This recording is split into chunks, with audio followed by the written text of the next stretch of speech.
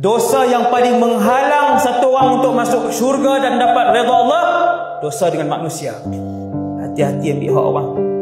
Biar hidup susah, jangan sampai ambil hak orang lain. Sebab tu Nabi kata, sampai muflis orang tu ketika mana nama dia dipanggil, buku amalan dia dibentangkan, dia tak pernah tinggal semayang. Dengar Nabi sebut, tak pernah tinggal semayang, tak pernah tinggal puasa.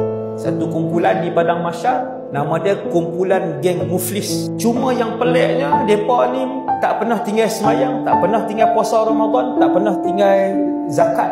Tapi bila mana nama mereka dipanggil, timbang amalan mereka, pahala mereka banyak. Pahala mereka banyak sebab mereka tak pernah tinggal tuntutan kewajipan. Tapi bila mana habis ditimbang amalan dia, Allah Ta'ala umum, siapa di mahsyar yang kenal dengan dia ni, nak tuntut sesuatu, sila tampil ke hadapan. Ramai ni mai belakang dia. Dulu dia yang saja bagi kerja banyak kat saya, padahal ada staff lain. Sebab dia dengki, dia bagi kat saya kerja banyak, saya nak tuntut hari ni, sila.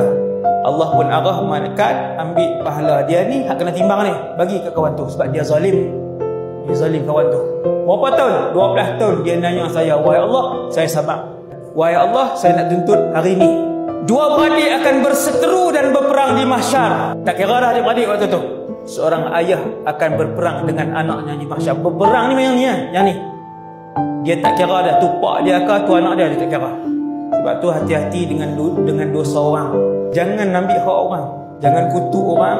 Tegur kesalahan yang dia buat boleh, bukan bongkar aib dia di media sosial. Bukan.